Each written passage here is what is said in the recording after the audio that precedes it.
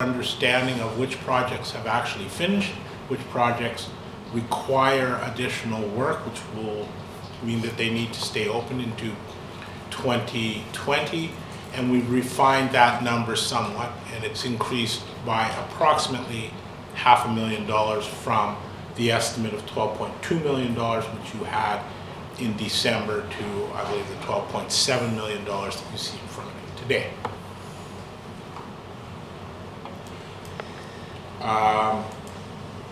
With respect to special operating projects, can we stop and ask questions about capital projects? You can. I will just say this, is that it was related to me that I have exactly 1 hour, of which I use 2 minutes to get myself organized.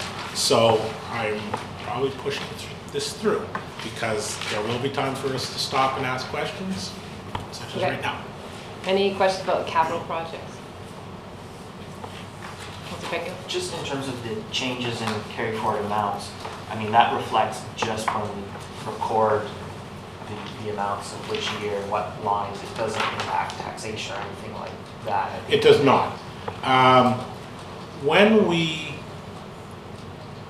fund the capital plan in any specific year, so for example, the 2019 capital plan, 2019 capital plan is financed, and we use a number of different sources: debt, grants, tax funding, etc. At that point in time, for the tax funded portion, we've added that amount to the tax levy request for that year. And so we would have already taxed for that amount. And we would take any unspent amounts and they would be placed into a reserve or accumulated surplus, and we would withdraw that amount from accumulated surplus in the following year to pay for the completion of the project. So none of the carry forward projects that you see being brought forward to you today have any direct impact on tax in future years. The taxation for these projects has already taken place. Okay.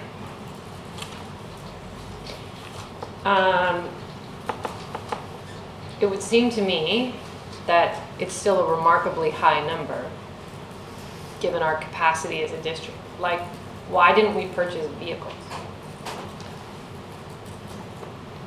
Yep. They come out of the vehicle reserve, they're planned for, we have a fleet management system, and pretty much every vehicle that came through the budget last year still hasn't been purchased. There was a delay in because of our equipment purchasing philosophy on a timely basis. This year happened to be the year. We went out for an RFP to select a new fleet provider.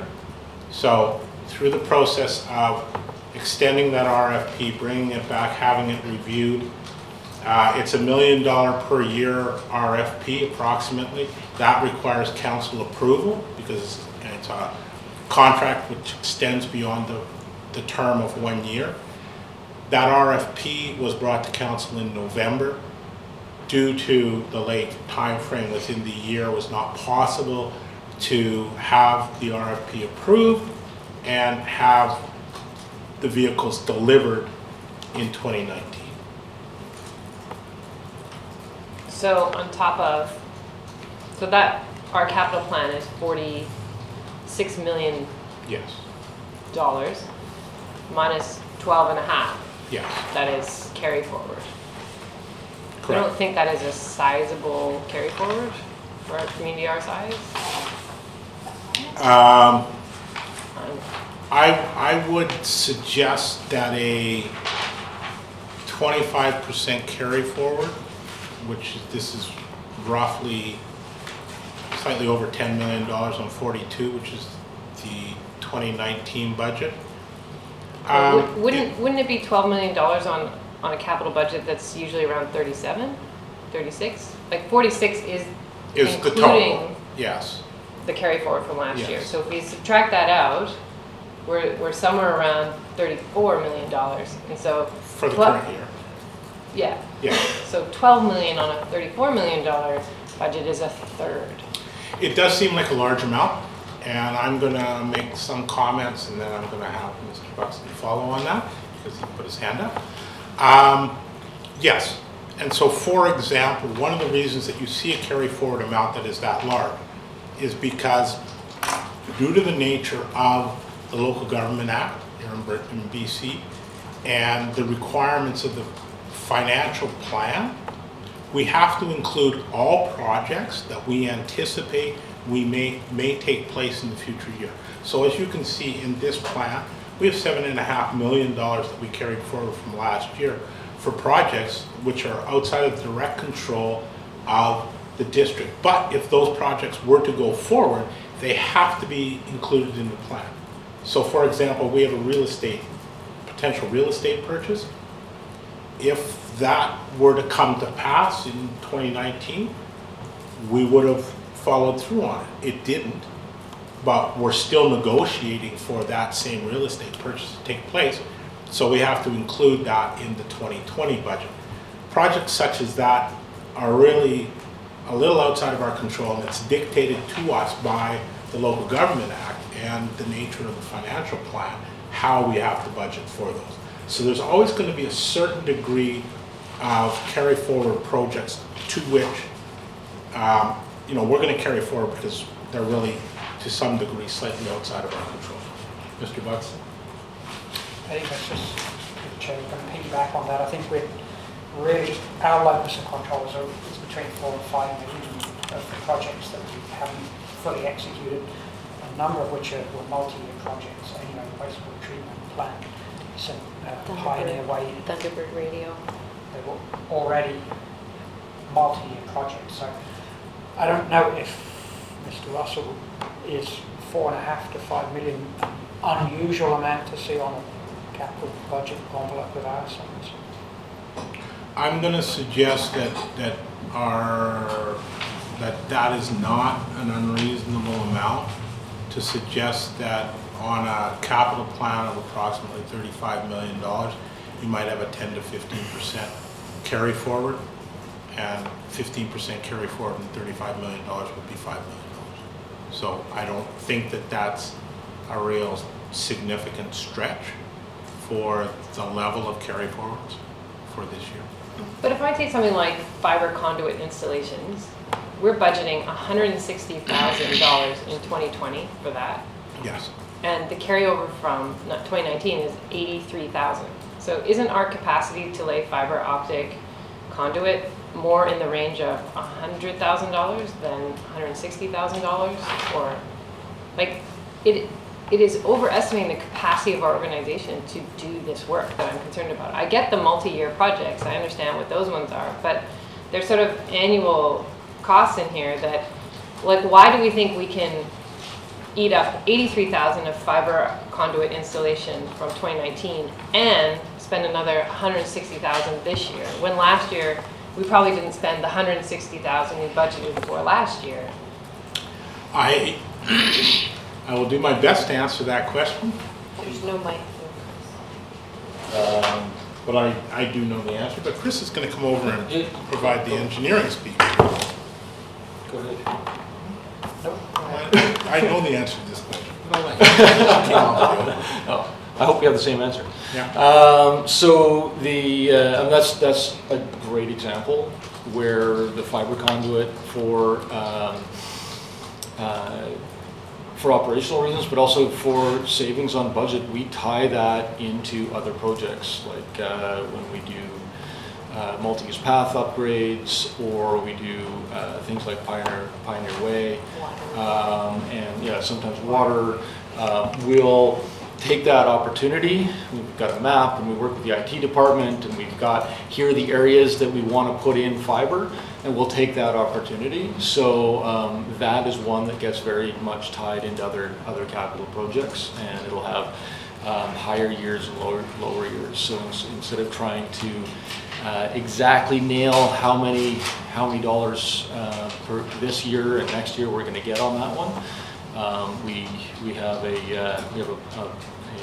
annual budget for the fiber, and some years we nail in a whole bunch of it, and some years a little bit less. And it's a fairly low dollar value and doesn't impact the taxation. So that's the sort of flexibility that the carry forwards give us. Councillor Stoner, I will call my comment. any other questions? Okay, special projects?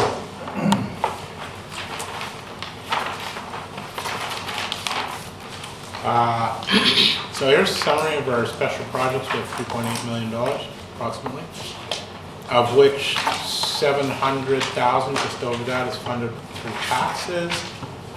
That $3.8 million includes both general fund and utility fund special projects.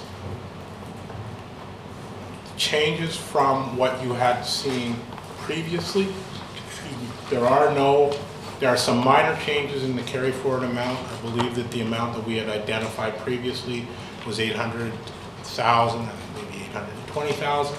And I don't have that detailed sheet in front of me, but I think it's somewhere in the neighborhood of 870,000 this go around. Again, it's the same thing. We're fine tuning these estimates as we move closer and through year end. One of the other things that we did note is administration noted that the Mount Quinn Channel mast study, which was originally scheduled in the 2019 through 23, was scheduled for the future year, i.e. year 2, was supposed to remain in year 2 of this plan. And it was simply an oversight on behalf of administration in its first presentation that project was not included. We spotted that. It was raised at one of our meetings.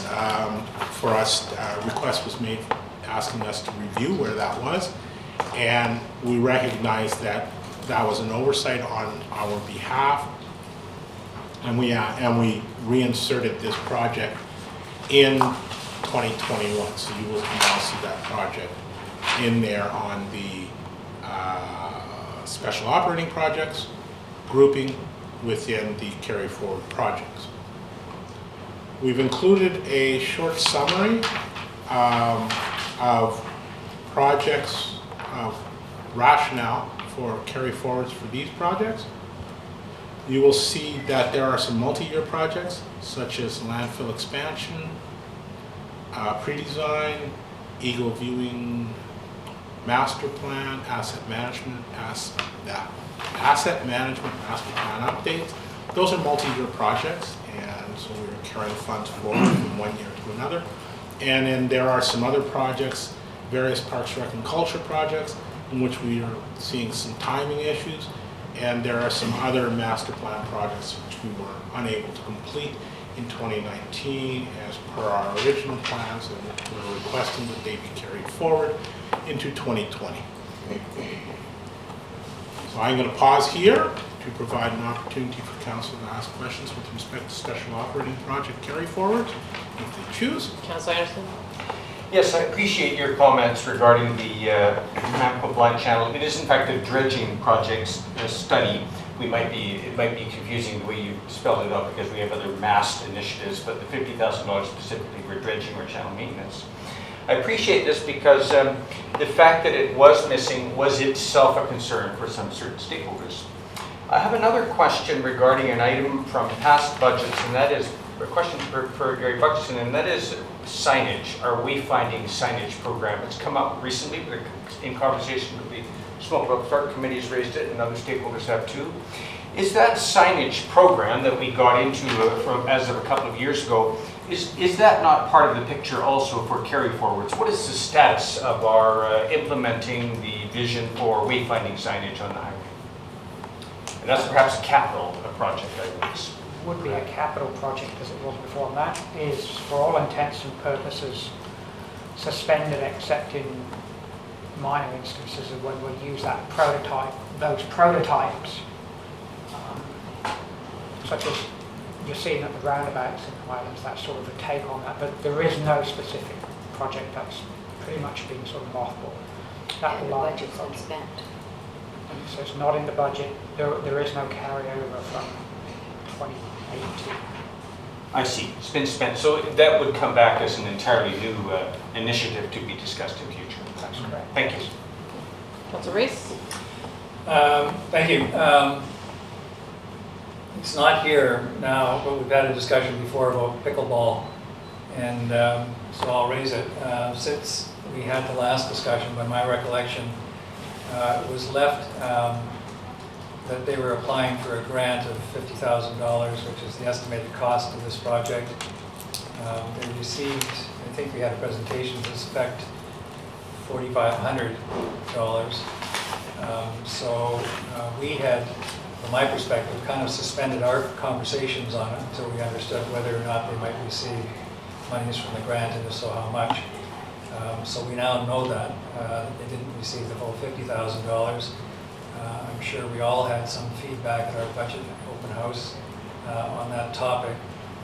So I'm putting it back on the table for discussion, is hopefully, to consider whether we want to add something. And I'm assuming this is a special project or a capital plan. I might be in the wrong category, but one or the other, I guess. And probably I think the funding mechanism would be, I guess, another discussion. But I am suggesting that we do contribute to this, and I'm thinking to make this thing viable. I'm sure they have some fundraising abilities. They did receive $4,500 from the Whistler Blackcomb Foundation, and so I'm thinking for us to make this project go ahead, it would take at least $30,000 of our contribution to do that. So I'll see if other councillors have comment. I also had a note wondering where the pickleball line item went to. So happy that you raised the question. My recollection, or I think the conversation that I had was that we were keeping in the budget still in the consideration that they might get a grant. And so the conversations that I had had with folks, especially on budget night, came back with some mixed messaging around what grant funding they had applied for. So they got $4,500 from the Whistler Blackcomb Foundation, which was separate from the letter of support that we had written for them, which was going to a federal grant. And that they hadn't received feedback on, from what I understand. And if I might, that's the Horizon grant that they had asked for. And at the time of the public information meeting, I was advised that they actually hadn't submitted it yet. And they were prompted to submit it. So there still is an opportunity. They may have missed a funding window, but they were still going to put in the paperwork. So from that perspective, I would be happy to see it in the budget still. So if that grant monies came through, that we would still be able to operationalize it. But I think that there's still a question here around the actual grant monies and where they could come from. Councillor Pedro? It's on this topic? Yeah, some of the conversations I had was that it seemed there was a few different granting options that they were still pursuing, so it wasn't clear to me what's still outstanding and available versus what is a certainty. But also in the conversations, it seems there are different levels of conversion to a pickleball court. So, permanent and exclusive lines versus permanent pickleball only nets, and so there's sort of a range of and barriers between courts. And so before setting an amount or commitment on our behalf, I want to understand the grants, but also, what range of conversion are we talking about, and what are we comfortable with? Because it's not just, it's this one thing or nothing. I don't think. There's obviously a preferred option, but that's also, I believe, the most expensive one. Councillor Race, did you have a question? Well, it was just to Ms. Arthur's comment. Do we know how much the grant is that they've applied for? It's gone right out of my head, and Ms. Golbeck has left the room, and I know she knows. But if I'm not mistaken, I think they were asking for up to $40,000 or $45,000 through that Horizon grant. Councillor Murphy? Thank you. I think the pickleball falls into what I think is part of one of our pillars of our strategic plan, which is potentially increase year-round utilization of multi-purpose spaces, assets of public spaces, parks, squares, and so on. But I'm curious about what work we've done to really understand. I understand the pickleball folks would like that court dedicated to them, but as far as the usage of the courts overall, is that the best is that the best and is that the location for that? And I don't know, I'm curious what work's been done in that field as we're discussing funding the conversion of something. Do we understand that that's the place? Do we have a consensus on that from a staff level? I know that from a permanency, it was a permanent, complete transformation of people. There would be no more Yes. tents there. Now, Ms. Yeah. Golbeck had done some with Mr. Hoskin, had done Yeah. some public engagement, and Yeah. maybe I should just go, Yeah. since that's 2 questions, I'll go dig her up and we'll see if we can get an answer on that. And we received some numbers from Brennan Park from last year on how many people and how many groups were booking out the nets using the indoor facility, and they were really high, surprisingly high. Like, we're talking 500 different takeout during the pickleball season, the weather was nice, taking out those nets. So that's various, they called them groups, maybe 2 people, maybe 4 people, however many people, at a time, and there could have been multiple people on a single day. So they didn't count days, but they talked about booking them out. And Melissa had those numbers too.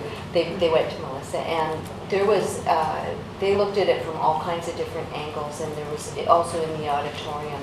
It was in the 500 or so range. April and kind of September. April, September. So the numbers were high. Surprisingly, I didn't. So, Did you have yeah, I'm not debating the high interest in the pickleball, and I'm actually generally supportive of having a better facility for them. Just want to make sure that as we discuss the funding, we're not saying that if we're saying that that's the spot to do that, that's an informed decision on the exact location and so on as we're starting to commit funds. So I just want to make sure because I don't know that that's the case.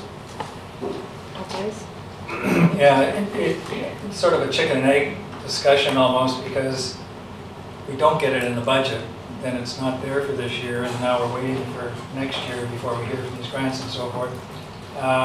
So I'm wondering if there's kind of a placeholder decision where we put monies in the budget subject to a future discussion, because there's been 2 points raised, I think, that are worthy of future discussion. One is whether they get other grant funding, and the second is the extent of the renovation to those particular tennis courts. And I don't know, as a council, maybe it's not our decision anyway, but we haven't really kind of focused on that, I don't think. And so I'll make a suggestion that we do, if we can agree on an amount, we do fund it in the budget, subject to future consideration of those issues. And we fund it from accumulated surplus, so it doesn't add to taxation. We don't tax for it. Well, I would say that that's not what I heard in the conversation. I think that there's an appetite to put a number in the budget, but that it would be not funded from taxation. That's why I say fund it from accumulated But surplus. funded from grant money when it's received. That's what I heard councillors say, I think. But if we didn't receive the grant money, that's the point. Then what happens? It happens next year.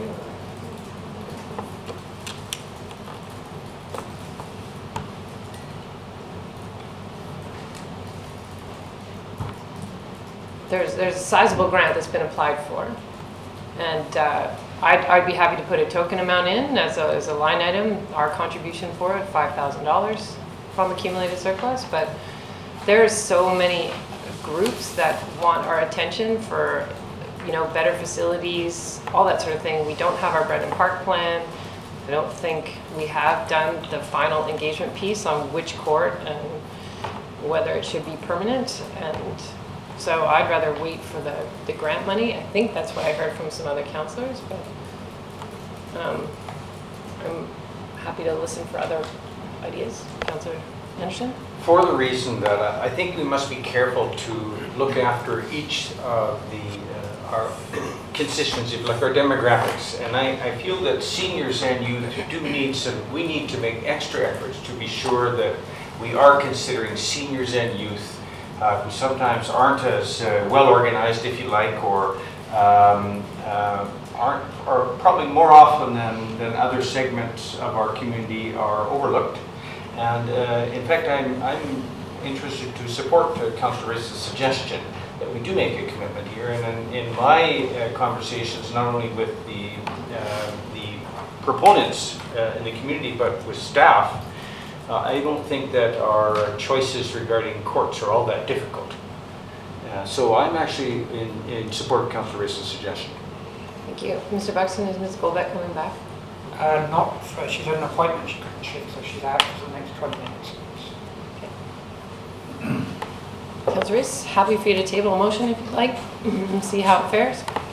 Well, I'll move. We commit $30,000 in this year's budget, funded from accumulated surplus, towards the construction or the reconstruction of the tennis courts at Eagle Wind to pickleball,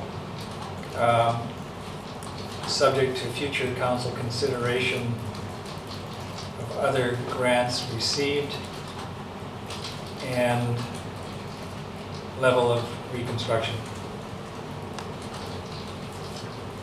I'm happy to second that one. Seconded by Councillor Anderson. Any discussion? Councillor Stoner? I'll just speak to why I won't be supporting the motion. I do agree that there's a huge level of uptake in this sport, but there are numerous different groups that are looking for our support. There are a number of different facilities that need renovation, and this is just one project. I do think that they have a good opportunity with, they've already demonstrated that they're able to organize themselves into grant funding.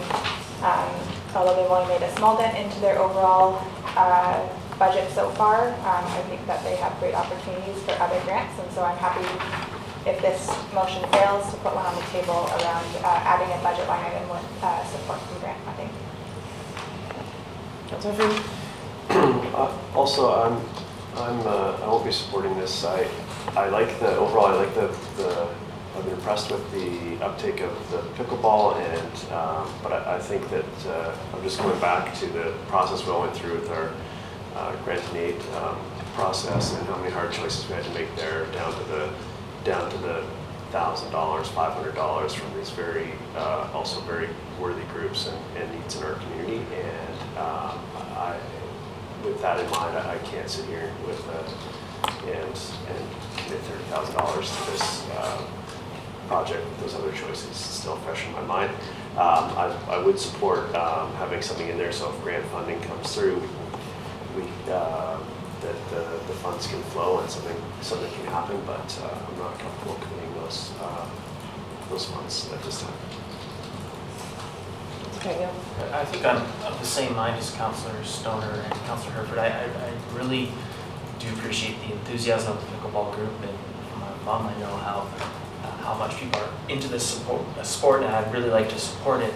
But for me, it is making sure that all voices are heard, and so I guess what this makes me want is to understand how, as a rec service, we can respond quickly to these sorts of things, but in a way that sort of understands all the groups and the sort of diversity of needs, and make sure we're doing our best to accommodate them all fairly.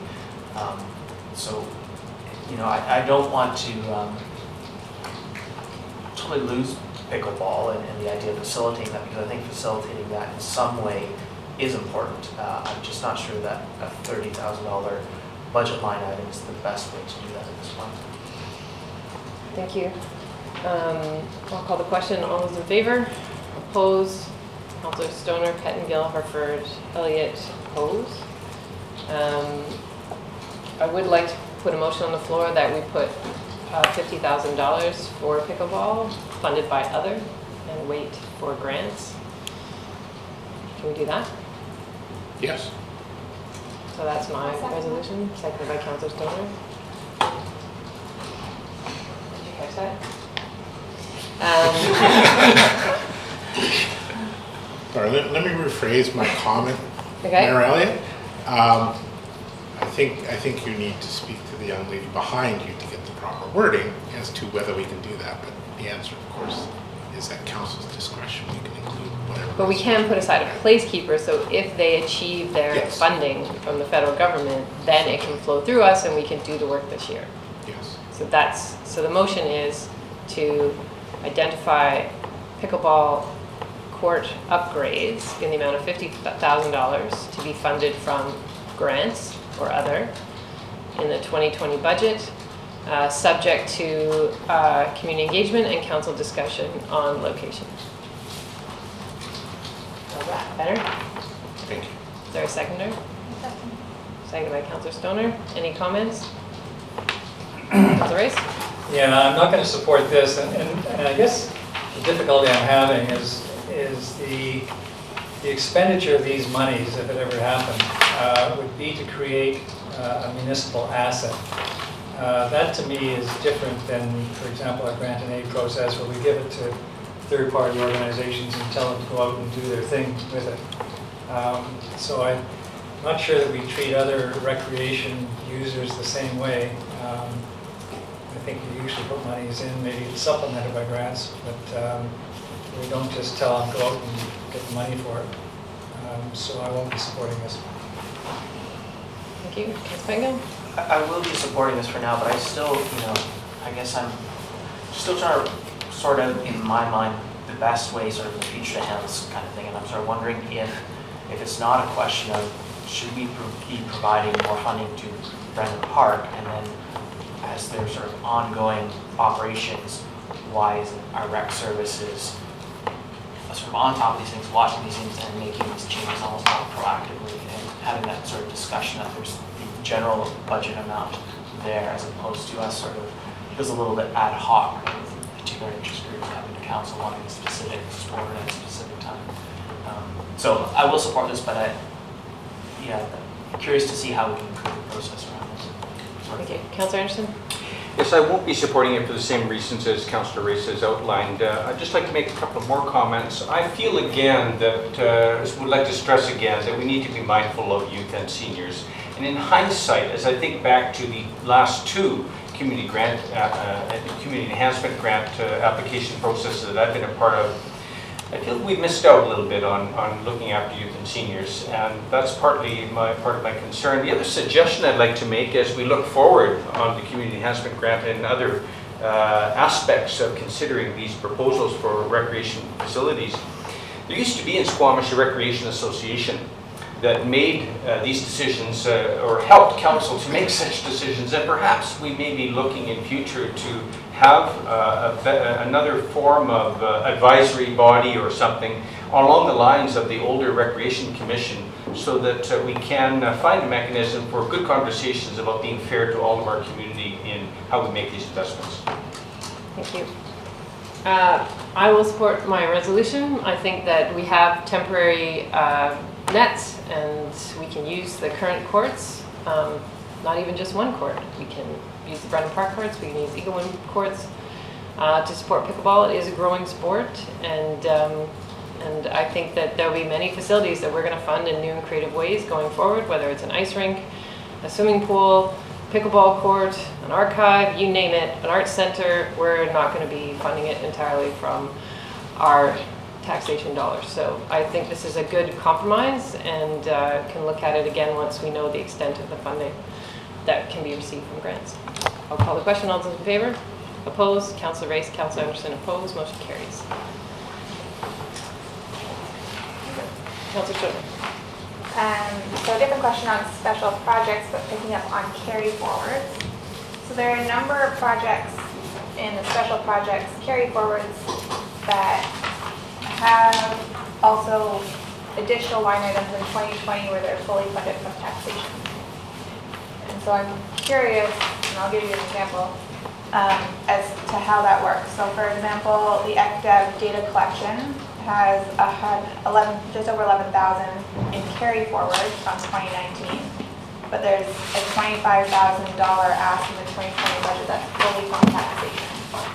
And so I'm just curious about, I guess to me it points to a capacity, a lack of capacity issue.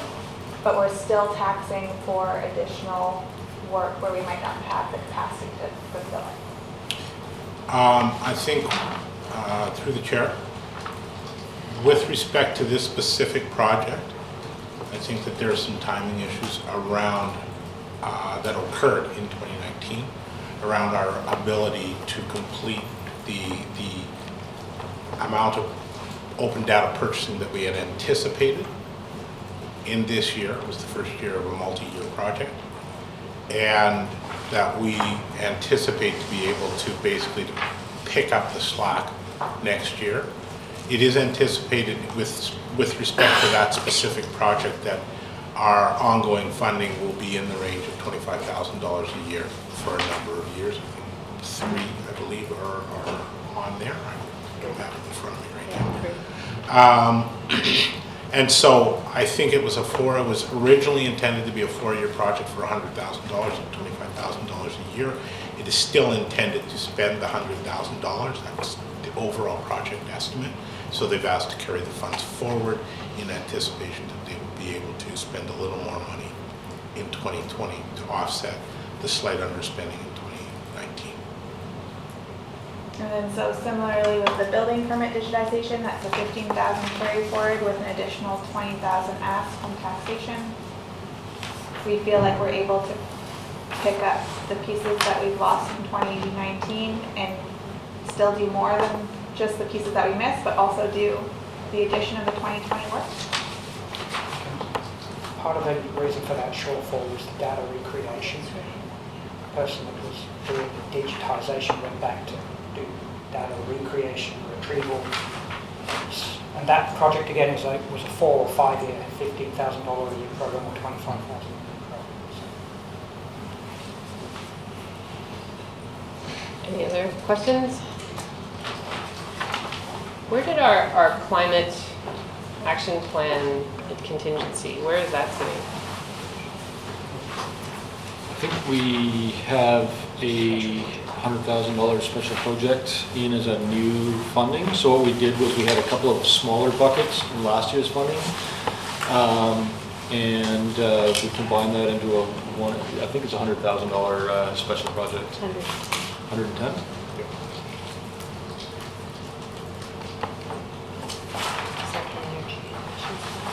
Yep. Yep. I just can't see it anymore. What did you have on? Sorry, it's line 31 on page 10. Oh, yeah.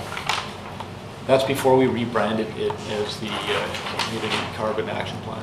Okay.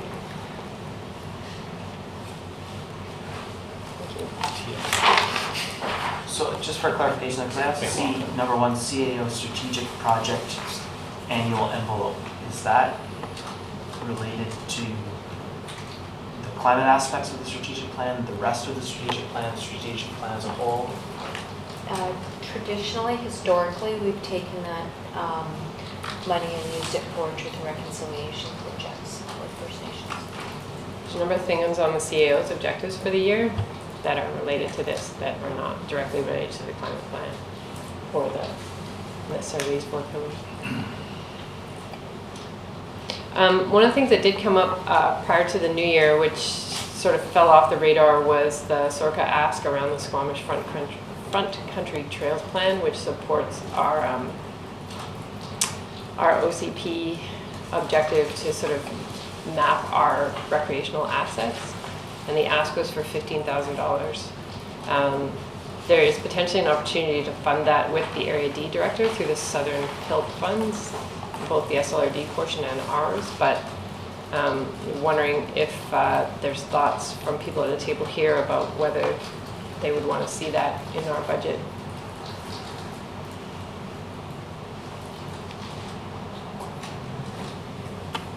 And that's basically to understand what the assets are in terms of trails so that we can make development decisions around those trails. That's right. Is your suggestion then that we put the money directly from our budget, or that we do it similar to pickleball, that is contingent on grant funding, or? I think the choice is that we fund the amount without a tax impact, could be the motion, which would give us an opportunity to have a conversation with the Area D director about whether it can come from Southern Pill funds. Or we could, I don't know if there's another option. How do you can't fund a study through accumulated surplus, can you? Yes, You can. yes, you can.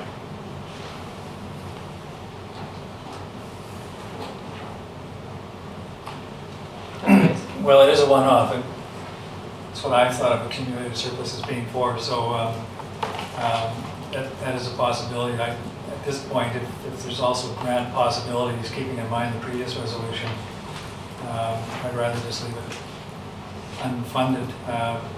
Put a number in there, but funded from other, and we can make the decision perhaps in a little while. I'm not sure when we find out whether there's other, I mean, I guess we can pin down the Southern Area Director for general funds pretty quickly, so we should have an answer on that before we finalize the budget. But I think we could support that as a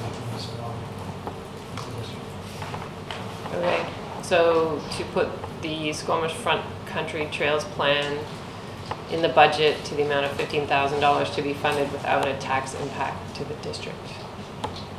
without As a motion? Seconded by Councillor Race. Any comments? I'll call the question. All those in favor?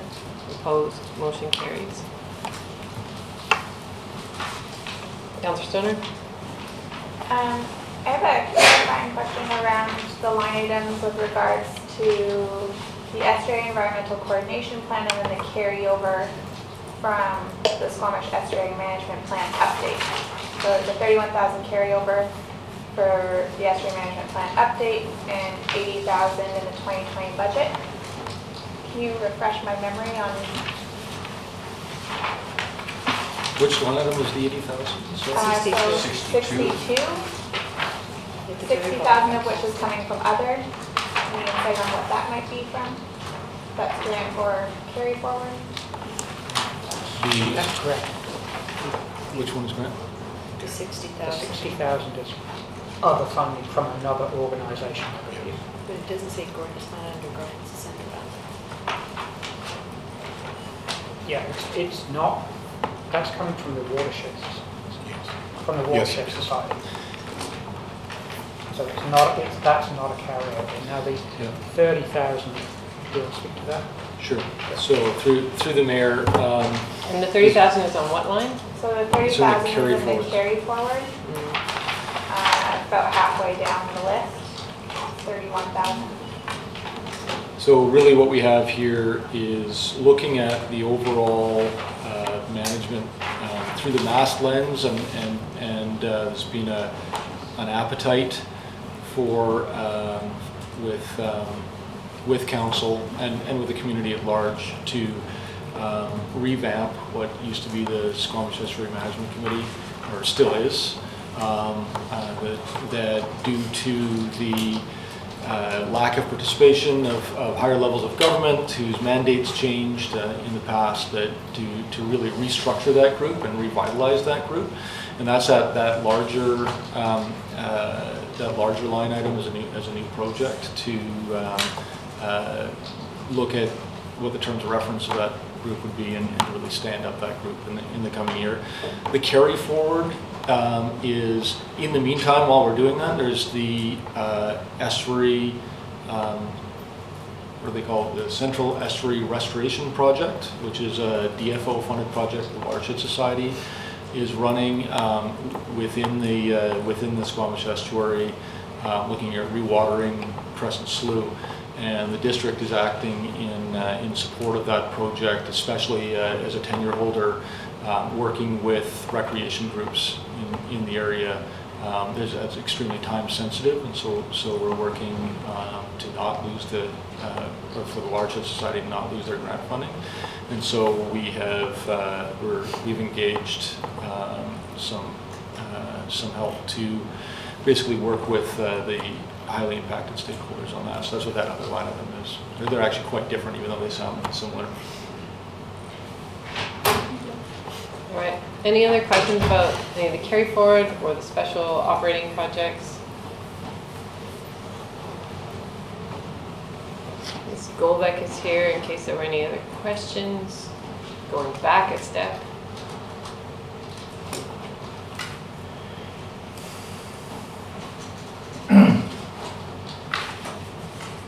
Okay, seeing as there are no further questions at this point, I guess this is where we open it up for the public to ask some questions if they would like. I don't see any general public, but I see some councillors. Last minute regret. Councillor Reyes? Well, I was waiting for service level changes. I don't think we discussed that. Ah, right. Have anything to say about service level changes? Mr. Russell? No, not really. To be quite honest with you, we presented service level changes. We had a meeting at which our consultants provided some additional information prior to us making public the list of the areas within the organization which would be receiving specific funding related to service level changes. And as such, we have come out with the $691,000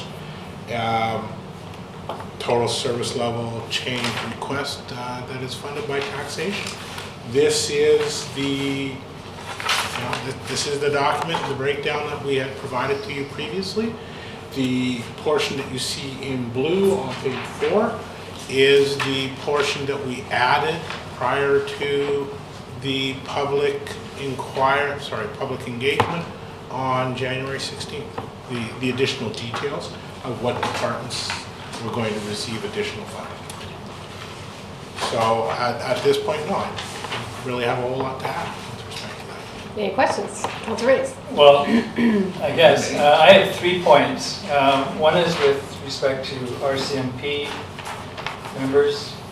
Second is with respect to funding the Ag Plan. And thirdly is with respect to sharing a bylaw officer with SLRD. So with respect to the RCMP, they have made an ask, and I'm not sure if we've ever come to a decision on that point, whether we add an additional member or members this year. The Ag Plan, we had a presentation last week, and the question of funding is partly for this year and partly for the 5-year plan, because the ask, if I understand it correctly, is for the SLRD and the district each to fund it up to $20,000 per year. SLRD is going to make some monies available through PILT funding actually for the 2020 year. The district to date, I don't think has committed any money for the 2020 year, and there may be a decision there and also a decision going forward for the 5-year plan. So I'll make a comment on that. My thought is that we fund it to the extent of $10,000 per year for this year and in the 5-year plan. And the rationale for that is that if you look at the lands that are covered by that Ag Plan, most of them are in the SLRD. And so it may be appropriate for us not to be funding to the level of the SLRD. And so, but we should, in my view, be funding something. So I'll leave it for discussion. My understanding is when they were here, they said, we don't need any money in this year's budget, but we need it next year. They said that, if I might reply, but they also said if we had money, we'd find a way to use it. And so the more, the better they can do. So you're right, they're not planning for it, but if we are going to commit to this plan, my view is we could start this year. RCMP, Ms. Golbeck? We decided that we were going to add 2 members for the 2021 year. So we're doing the approval in principle letter to get the recruitment ball rolling for 2021. And in the meantime, we'll do the public safety master plan, which will determine our resource levels. And if it isn't at 2021, 2 additional members, then we can change that at any time. But the recruitment process will get going by sending the approval in principle now. So in our financial plan, there's additional resources for RCMP members affecting next year's budget. That was my recollection. Yep. But one of those members, because we budget for 25 and we get, I think historically 23 and a half, we could, if we, excuse me, if we're prepared to backstop the possibility of 25 showing up, we could ask them for an additional member, which is almost, I don't want to say free, but we budget for it and don't get it. So it wouldn't have an impact on taxation. Would that be able, if we made the decision today, would that be able to start this year, or is it still a one-year recruitment? It's still 1 year. So just to follow on that, based on what I recall of that discussion, I believe what you are asking for, Councillor Wraith, is in fact what administration's intent is by issuing the letter at this point.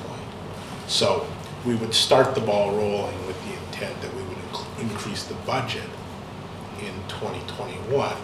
And if perchance they were able to address the issue and bring that additional officer on, because there tends to be a bit of room, we will be able to use that room to pay for it. So I think we're all on the same page. Is there a third item? The third one was sharing a bylaw officer with SLRD. Yeah, through the chair, we have investigated this, and it's not practical given the nature of their work to have somebody have that far of geographical reach, and so it's not in the plan.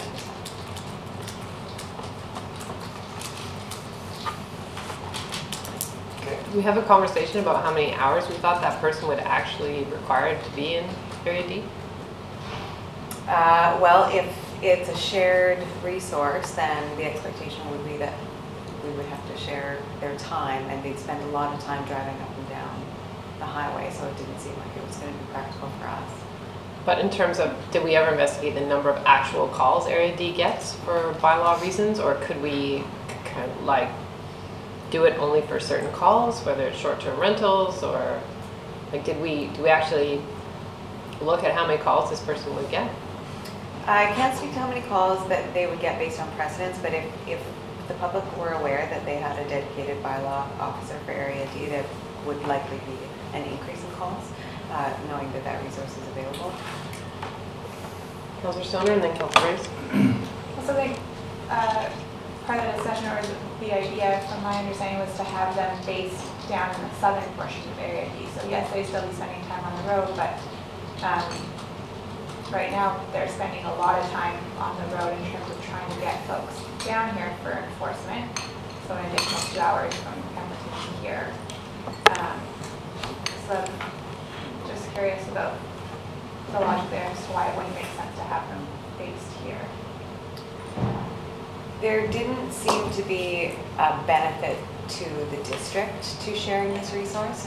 It would be more effective for us to have, if we had a part-time number of hours for this person, funded hours, that we just bring on a part-time person that's dedicated within our boundaries, so that we're not spending the money for them to be going up and down, even if it's in the southern portion.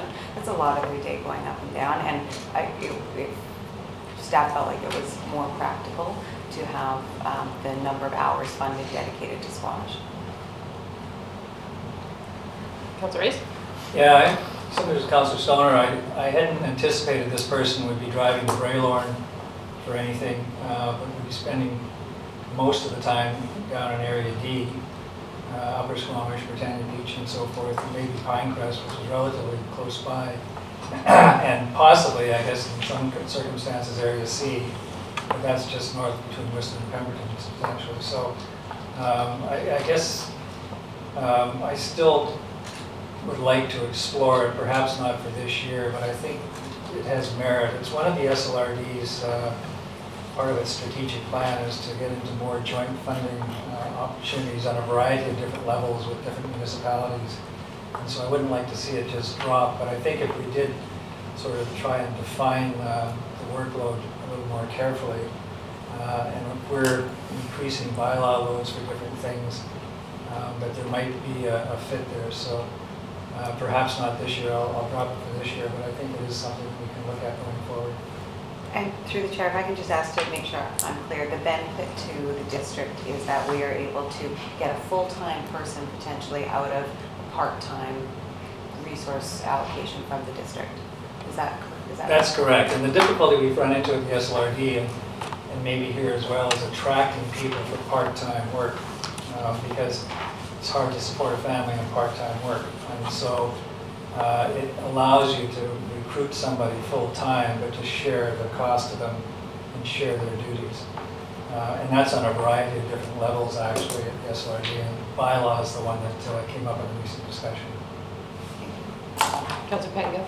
Just if this is going to be a discussion for next year, maybe be curious to understand, I believe we fund our CMP for some of the work outside of our district boundaries.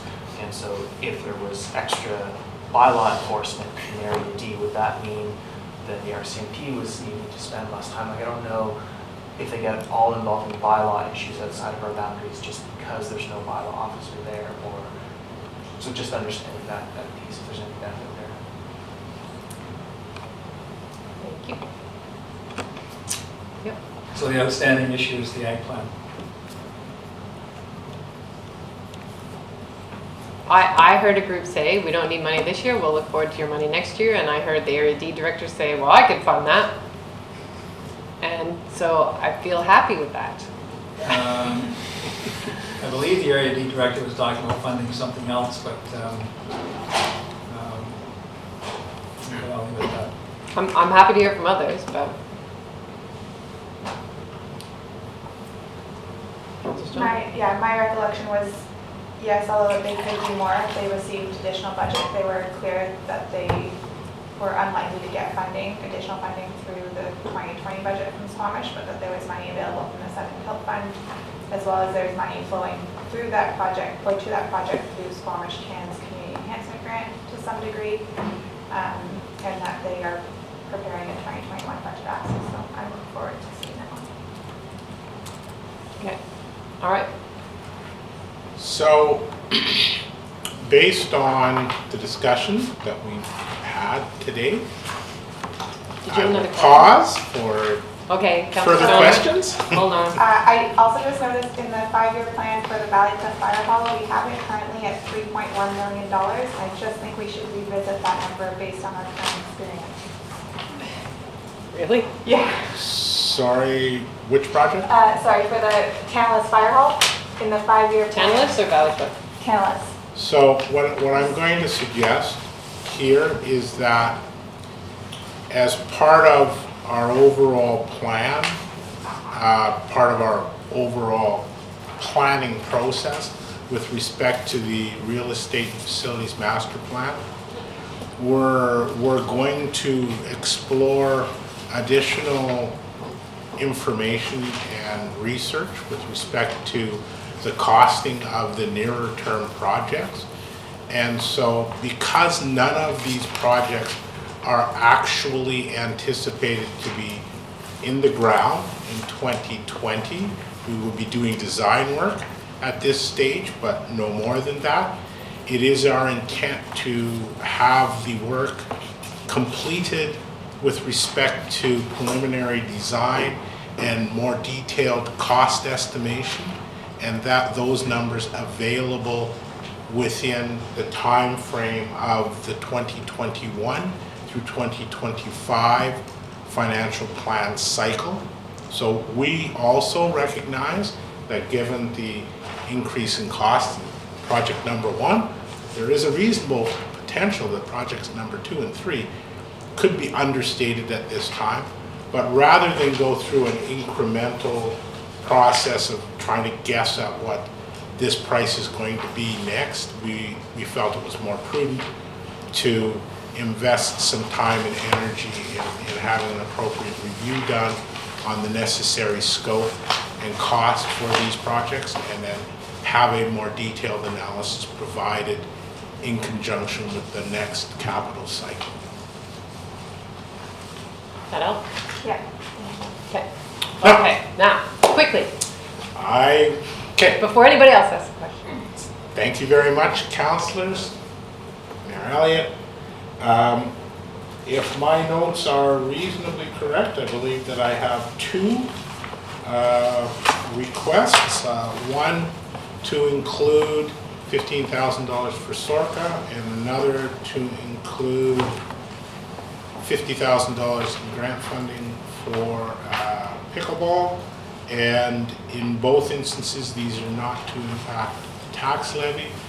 We will be bringing forward a plan based on the documentation that you see today. We will bring forward a complete 5-year analysis for financial plan for 2020 to 2024. And I believe we're scheduling that for the next council. Thank you. Thank you very much. I appreciate everyone's time and effort. It's been a fairly successful process so far. So far. Thanks, Mr. Russell. Okay. Next up is the Library Future Needs Assessment Report. Thank you all. Hillary Bloom is here, who's our library director, and some of our library board members. Is everyone speaking today? Are you all coming to the table? A couple of us. Couple of you.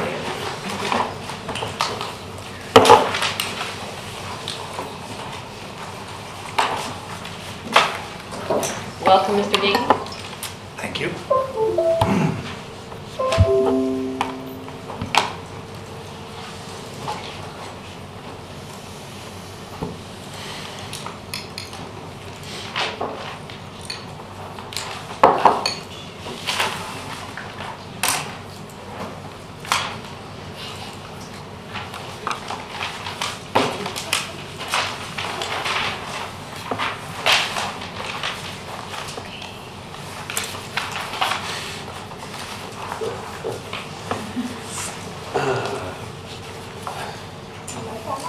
It's a good one.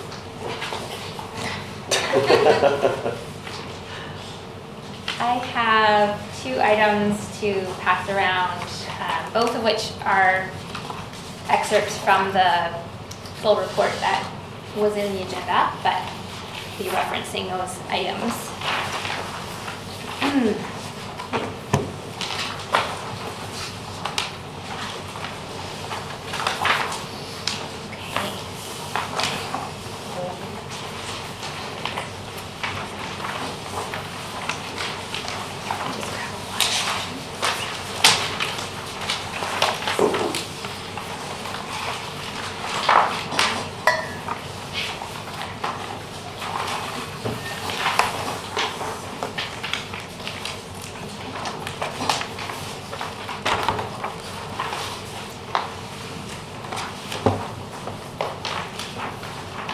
There should be lots of copies of those if anybody else wanted to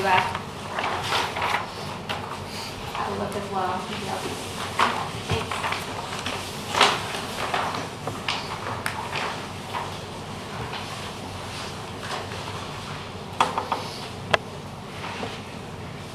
Thanks. Okay.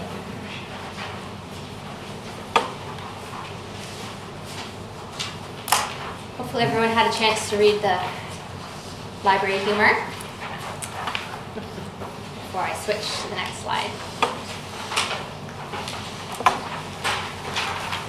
Good afternoon, Mayor and Council. My name is Hillary Bloom. I'm the Director of Library Services, and to my right is David Gayton, Chair of the Squamish Public Library Board. We're joined by our Vice Chair, Corinne Disher, as well in the audience today. We're very excited to present to you the findings of the Squamish Public Library Future Needs Study. As I will address at the end, we are putting forth a recommendation to Council that this report be appended to the District of Squamish Real Estate and Facilities Master Plan. First off, I just wanted to say that this entire process that's brought us to today has been quite a journey. I feel I can speak for the board and for myself in saying that we've learned so much and are truly energized about the potential before us. This image on the screen is taken from a website of an organization called Project for Public Spaces, a nonprofit planning, design, and educational organization dedicated to helping people create and sustain public spaces that build stronger communities. And it speaks to the many aspects of what makes a public space successful. From this organization's resources, I've learned a lot about placemaking, which is defined as creating public spaces that promote people's health, happiness, and well-being. And I came across the phrase, to create a great space, you have to build it for the people. The findings today represent an exciting opportunity to create an anchor for our town, a magnet to draw people in. A library has the ability to make these things possible for a community, to be the people's palace. The library can be thought of as a place and as a service, but it is also a happening, an experience, an activity. It invokes feelings. Why do people come to the library, and what do they associate it with? It's a trusted place, a welcoming place, and a place for human connection and belonging.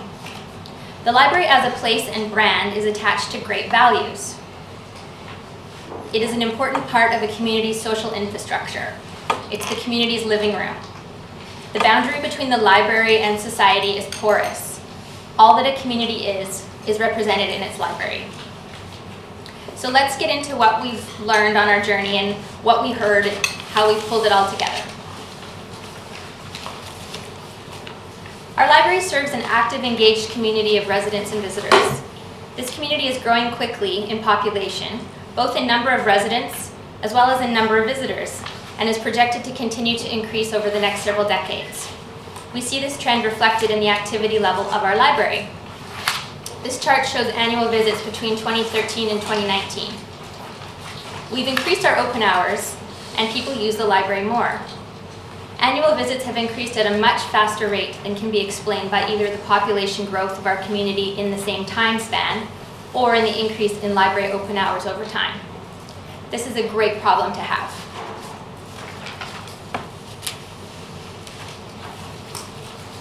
The library is governed by an active and engaged board of 9 trustees who have identified this trend of increased library activity in conjunction with the projected steep population increase of our service area as an important challenge to address.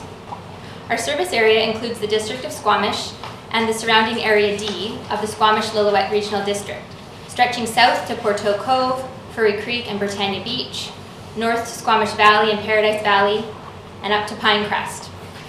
We currently serve a population of approximately 22,000 people in a 12,600 square foot facility. This works out to 0.57 square feet per capita, which is on the lower side of the 0.5 square foot per capita threshold that is generally considered a minimum acceptable space per capita allocation. When comparing single branch systems of libraries in communities of 10,000 people or more, Squamish ranks 13th out of 18 in terms of size. But it's unlikely that other communities will grow to the same extent and at the same pace as what is expected here.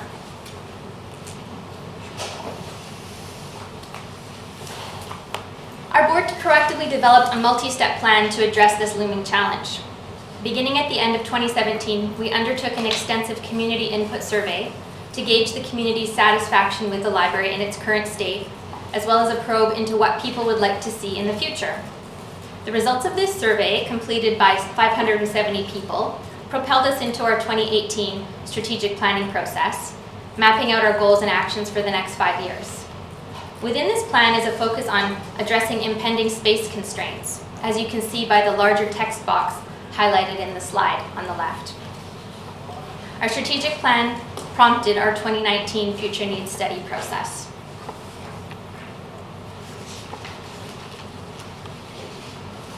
We knew we needed to figure out what our community will need in their library for the next several decades. That means more than just determining the parameters of a future facility. Who will be visiting the library? What kind of programming will be taking place inside? What kinds of collections will people want to borrow? In which ways will people be using the space itself? What will be the role of technology? What will be the role of staff? What other services might people want to access at the same time as visiting the library? When planning for the future of a community space, don't start with the building, start with the community. But how exactly to start? In the wise words of J.K. Rowling, through the voice of Hermione Granger, when in doubt, go to the library, or to a librarian in our case.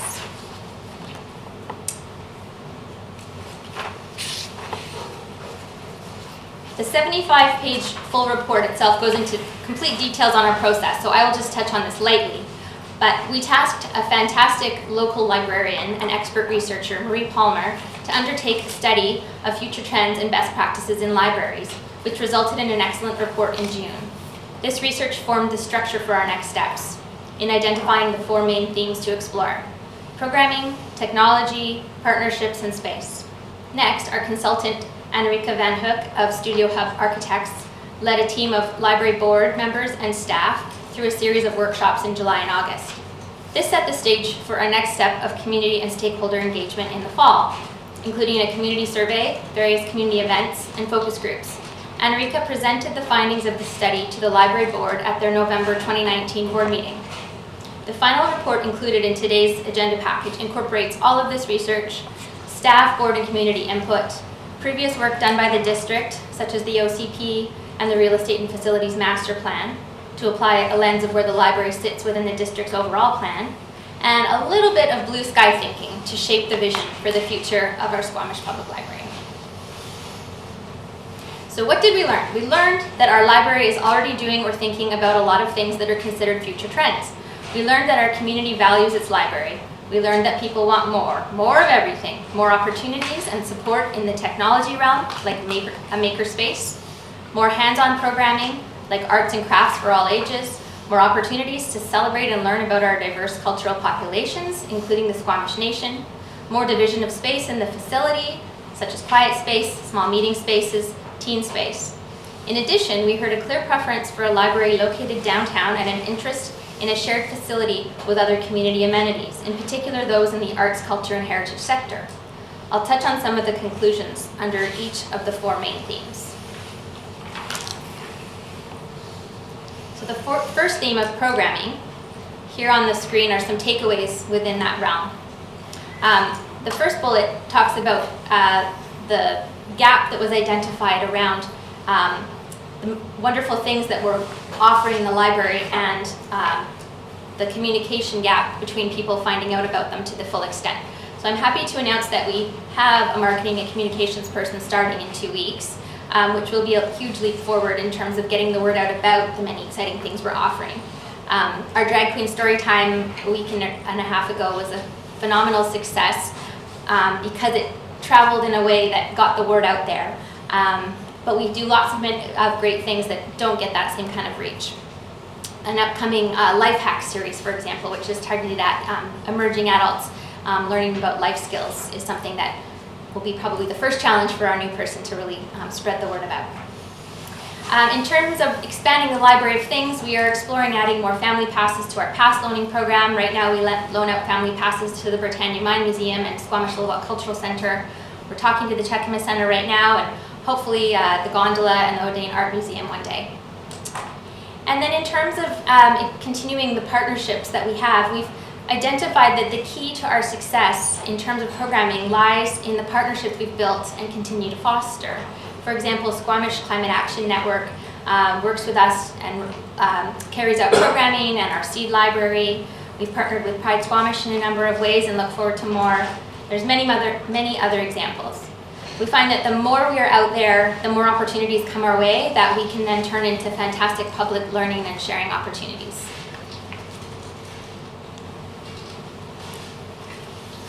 The second theme of technology, we've got a few things listed under bullets there. Some of what's listed here are quick wins. They'll be achievable this year, such as the beginning of some form of makerspace programming and streamlining our public computer services. We're about to launch a kids robotics program in a few weeks, and we provide tech help on a daily basis. With the addition of our technology librarian just a few months ago, we're primed for expansion in this area, including reaching out to the extensive tech community that exists in Squamish in hopes of leveraging their expertise and support, and perhaps in working on committees to help the library continue to look ahead to anticipate where we need to steer or pivot next in the realm of technology. Third theme is partnerships. And this is an area that we've identified that requires more exploration, and our board is committed to pursuing these opportunities. For example, recent involvement of our board with the arts, culture, and heritage strategy. We have forged new paths to some extent in partnering with Squamish Nation, but we look forward to working together more in this area.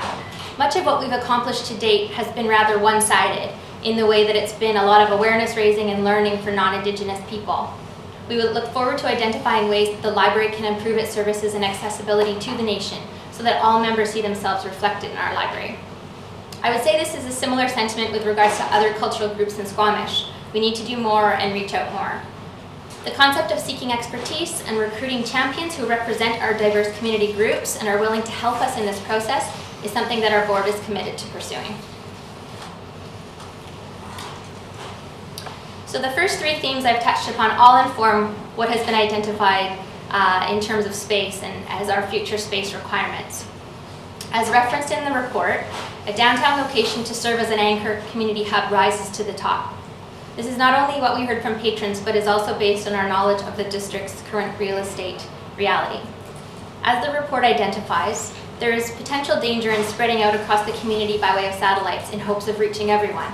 It comes at the risk of diluting services if the capacity of a central branch is spread too thinly, which is why any mobile or satellite scenarios need to be carefully thought out. This is not to say that the board would not be open to considering opportunities should they arise. The board will be exploring the idea of a mobile unit and satellite services further this year. And I'd like to just draw your attention now to one of the handouts, this 3-page document, Future Space Needs Summary. This is in the report as well, but it gives a bullet list of the criteria that have been identified as the parameters within which we would see success as a future space for the library. And on that first page of the 3-page handout, in the blue box, it speaks a little bit to square footage specifically.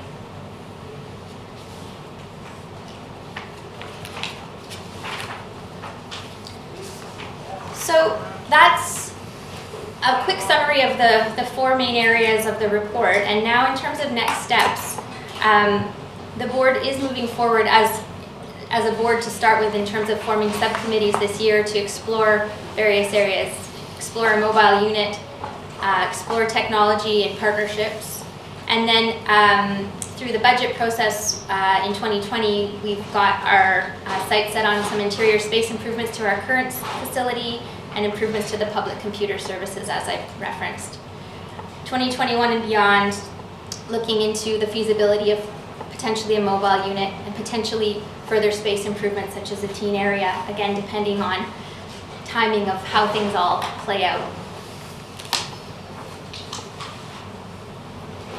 Now, you'll definitely not be able to read that, but I handed out a much bigger version of this chart that's also in the report, and it maps out the steps required to get to where we see that we need the library to go. So rather than assigning years to each step or calling it a timeline, it reflects our awareness of the process and allows us to start right now and moving the library forward. So this report that we're presenting to you today is just the beginning for the library, but we know that in order to get where we are going, it's up to us to keep moving.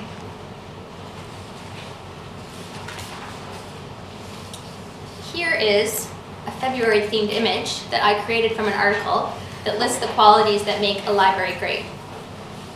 Our library and the people behind it do all these things for our community to some extent, and we are able to do much more. The vision we've established will enable the library to fully achieve its emerging and somewhat limited role currently as the true community hub and town anchor, magnet, whatever other synonyms you'd like to throw in there. But finally, it's important to highlight the role of public libraries as strategic partners with their local governments in shaping and achieving sustainability goals. Our solid community connections, status as highly trusted public institutions, our capacity to deliver programs and distribute information to large and diverse audiences, and our mandate of universal accessibility all support and enable our local government and its leaders to further the sustainability goals of our town. I'll pass it over to David for some comments. I'll just add a couple of words. I think things are coming together very nicely. In broad strokes, the people have told us what they want in a library, and I think we now know where we have to go as a library. There's still a lot to do, as Hillary has said. We are painting broad strokes.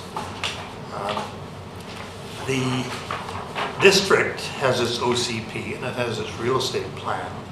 And I think our plans are quite compatible. We all want to see a revitalized, energetic, sustainable, beautiful downtown. There's a lot of work to do. You know, we all would like to have a place to live down here, a place to shop, have a drink, go out for some music, an art gallery, whatever.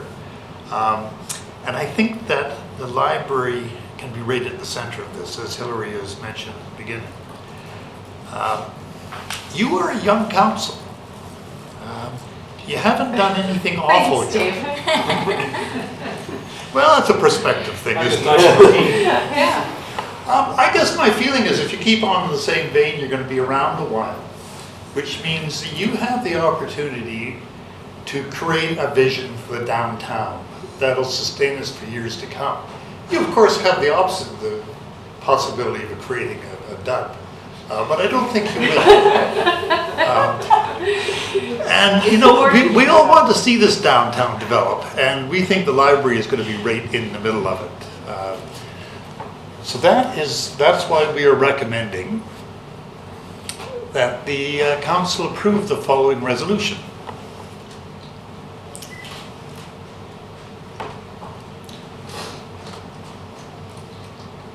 And that sums up our presentation. So thank you very much, and we look forward to the discussion. Councilor Ritz, Thank you. don't make it a dud. No pressure. Yeah, no kidding. With respect to the space, do you have any thoughts or were there any findings about how you might incorporate it into other uses? And so, for example, is there a preference to have it on one floor? Could it be on 2 floors? Clearly, it'd have to be accessible. But are there preferences that way? And are there preferences about how other uses, or you might associate with other uses in a building? For example, could you be the ground floor of a building that was residential or more commercial? Do you have any thoughts about that? Well, I think the main sort of message is that we've built a little bit of a box in an outline, but we need to see where the opportunities are, and so there is flexibility built into this. So in the summary, it talks about things like co-location or shared space, but certainly that we recognize that we would need to have an identity on the street so that it's that real accessible face outwards. But we didn't get into the level of, how many floors and things like that. I think any of those things are possibilities as long as the accessibility is, first and foremost. Yeah, and in terms of co-locating, there's a lot of nice models out there, but this idea of GLAM, galleries, libraries, archives, museums, is one that's spreading and quite popular. And I think it makes sense. I mean, already we do some archiving. Already we have a foyer gallery, and all of those issues, that all those co-locating, I think could be expanded.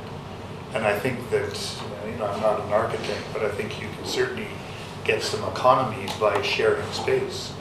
The idea that space is closed for over half of the day just doesn't make any sense. So if you can have things going on in the evening or whatever in a space that is shared with the library, great. I think that we have to look at more models, but there's a lot of them out there. We've seen a few of them. I think the one thing I would add to that, though, is that we've sort of identified what spaces we need to operate as a library. So the flag would be that those meeting space sizing, how many people can fit in, all of that, that's based on the assumption that we have access to that at all times. Anything above and beyond that to share, we could probably do more. But I don't want to confuse the idea that we're open to sharing everything, because we're very fully programmed based on the summary and what we laid out there. Councilor Pettingill, and then Councillor Anderson. Yeah, just digging into the finding opportunities and the co-location and that sort of thing. Just want to explore it a little bit.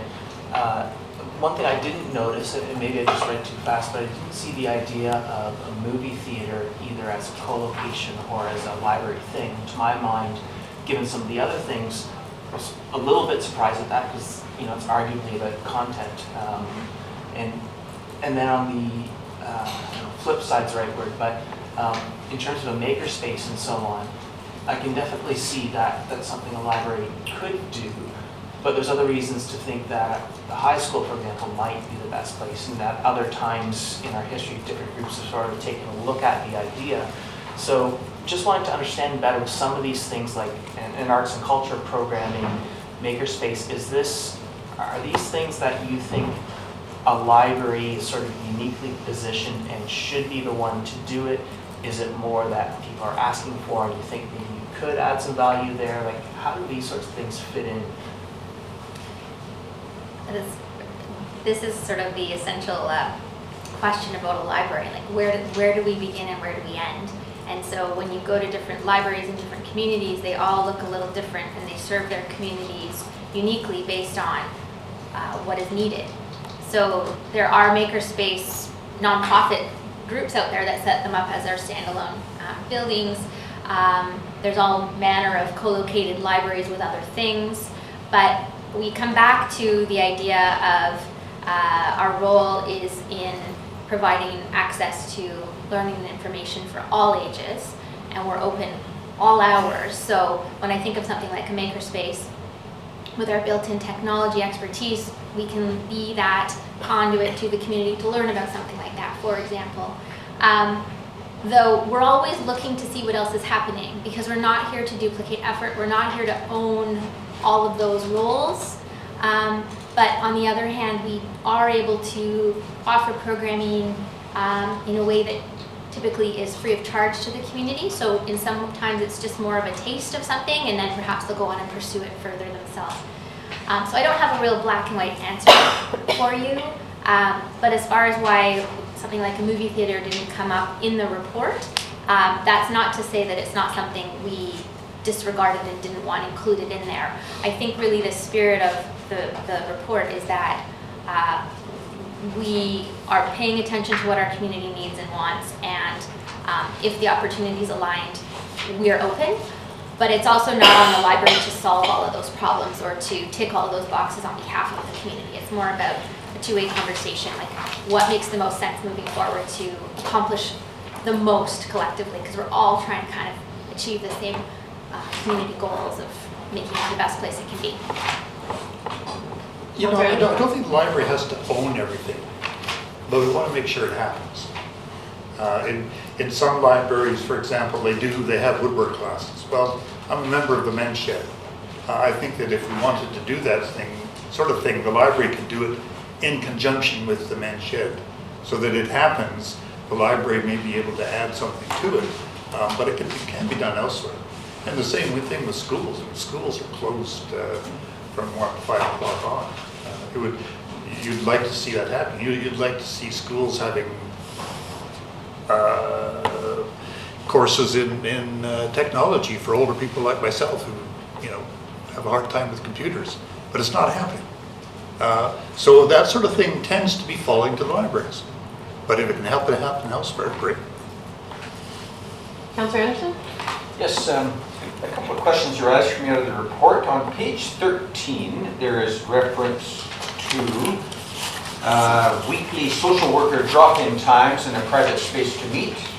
And on page 22, when there's a report for themes coming out of their focus groups, there's private space for outreach workers. My question is, given that the Under One Roof project, which is evolving, will come to fruition before too long, would that project and that enterprise not alleviate some of those types of roles of social worker drop-in type of thing for the library? Has the world changed with Under the One Roof for the library? Will it change?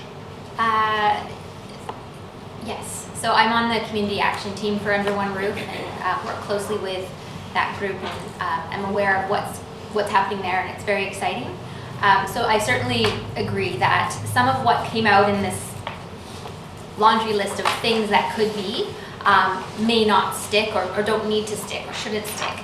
And I will also point out, I believe that some of those things came up through some of the focus group discussion, and so it's also just a summary of what came out from those conversations as opposed to things that we think we should do. But again, it just comes back to that whole idea. I view my role in the library and in the community as paying attention to what else is happening, connecting with everybody else, so that we can land on a solution or an arrangement that makes the most sense. So yeah, that's why this isn't a solid, box. It's really going to grow or change depending on as our community is changing and what it needs. Thank you. The next question I have is you referred to utilizing local tech expertise in brainstorming about a makerspace. There isn't in the report an explicit reference to benchmarking with facilities elsewhere. Are you undertaking that, or are your helpers, your consultants undertaking that, looking at makerspaces elsewhere? Surely there's lots of interesting stuff to look at. There is, and our technology librarian has been in connection with a lot of other libraries and different ways that they've started or have been doing this for some time. So there's certainly that research happening. And even the term makerspace is so broad. I mean, it can be, often we think of technology, but it can be lots of other hands-on creative space. So at this point, it's still been at the library staff level to do that sort of research and reaching out, but the mention of trying to leverage this community expertise is something that we're now focusing on moving forward. There's reference, if I may, to universities and the example of universities collaborating. Parksville Regional Library has a university facility that's working together with. My question is, I know from my acquaintance with the Capilano College, Capilano University's past directors, the present location of Capilano University near the high school was deliberately chosen for collaboration, future collaboration with the two schools. What is the state of your dialogue with Capilano University and other, well, let's leave it at Capilano, as to the potential for collaboration? Well, it hasn't gone very far at this point. Again, I think we're just at the point of getting our own ducks in our row and deciding where, and flagging the opportunities that came out through focus groups and community feedback discussions and the awareness on our board around what else is happening. So we haven't had formalized discussions with any of those post-secondary institutions, library to institution at this point. I had one quick one. In your surveys, the issue of parking comes up. It's quite prominent, actually. And I believe I today took the last parking spot for the library. So it is an issue. I speak about it with library patrons and library staff. But in the report, it is not highlighted alongside other, I'm looking at page, where am I here? Page 63 in the report. I noticed that parking was an issue that wasn't highlighted on that aspect of the report. It seems to me that in any planning for a future facility, and whether it's leased or what have you, you outline a number of considerations here. Yes. That parking really has to be, it can't be ignored. I'll acknowledge I feel like that is a little bit of an oversight in terms of what ended up in the bullets. We wanted to also emphasize public transportation and ample bike parking because currently where we're located, all of us just come past the library, so we do see a lot of people arriving by alternative means. But perhaps it was just an assumed understanding that parking is a very important component to any new facility in the downtown core, factoring that in. Thank you. I had a couple of more comments to make, but they can wait. Just to comment, I found in sitting through all these sessions that the library staff were more concerned about parking because they have to find parking that lasts for longer than 2 hours. I go back and forth to the library all the time. I've never had a problem finding parking spaces. But the staff have a problem. If we can encourage them to come by bike, it would be better. Okay. Mindful of time, so would someone like to move the recommendation? I'll happily move the staff recommendation. Moved by Councillor Herford, seconded by Councilor Rice. Would you like to speak to this? I would. Thank you, Hillary and David, for heading up this project and really just showing that the library continues to be responsive to the needs of the unique needs of our community, and I think it's a glowing example of libraries in the province, and I look forward to working to move this forward as all the ducks keep lining up and keep moving forward. So thank you very much for your work. And there we go. Councilor Rice, did you want to speak? Briefly, thank you. And thank you for the report. And I've been kind of waiting for this. My role personally, I see it as not being the person to tell you what to do inside the four walls, as much as trying to get the four walls for you and figure out where that's going to be fit in the downtown. You're right, we are starting to build or rebuild the downtown area, one building at a time. And hopefully it won't turn out to be a dud, but I think the library obviously is going to be a key part of that, and so this is certainly information that personally I needed going forward. Thank you very much. Councilor Anderson? Yes, I think I'm going to be supporting the recommendation as well. I think it's very fortunate that this exercise is being undertaken alongside the Arts, Culture and Heritage Strategy. And there is a number of overlap, and we're now seeing in a new light some of the overlap. I would just like to suggest that it is urgent. On page 65, you outline immediate action items. One of them surely is to do some more work on what an archives concept or facility looks like. And this Saturday, a working group was struck that will work together with the Arts, Cultural and Heritage Strategy, a working group of the private nonprofit sector, and one of the things it will do is just this. And so that would be timely to try to work together to assemble the information as needed.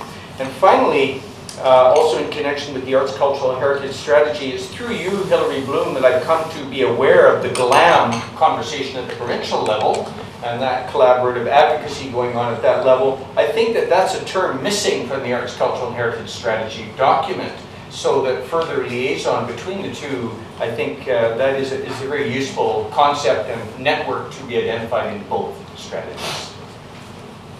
Thank you. Any other comments? I'd just like to say I'm still missed that I don't sit on the library board. And it's been really wonderful to watch the progression from starting to talk about the strategic plan to getting the strategic plan done, now seeing this future needs study come together. And you can see the progression. I'm just really thankful for all of your efforts, Hillary and David, you and the board. It shows a lot of stick-to-itiveness and vision, and I think that's really important because, like you say, Hillary, this is the Palace of the People. It is a place in our community where everyone is equal, and it is so highly valued and you can see that in the comments, whether it was through the initial survey or the feedback that we got through the engagement on this future needs study. I was really pleased that people felt that it should be downtown and part of the vibrancy of downtown. I couldn't agree more. I was really pleased to see that we can reconfigure what we have and make it work for more people in the short term while we figure out, as Councilor Ray said, how to build the four walls. The one thing that I think about in the new library and how it may or may not share space with others, but we allow for non-habitable space below the flood construction level. But if you think about what we value of what's in a library, what would we build below the flood construction level in the library, and what would we put above that simply to ensure resiliency over the long term? And so that's something that I keep in the back of my mind about what would face the street, but what would we put up higher because it holds so much value and is in essence irreplaceable. So it's just something to tuck into the back of our minds while we think about the future. Thank you so much for bringing this report forward. It was really great to read. So with that, I'll call the question. All those in favor? Opposed? Motion carries unanimously. Thank you for all your work. Thank you very much. Thanks for coming today. We will take a motion to close. Moved by Councilor Race, seconded by Councilor Stoner. All those in favor? Opposed? Motion carries.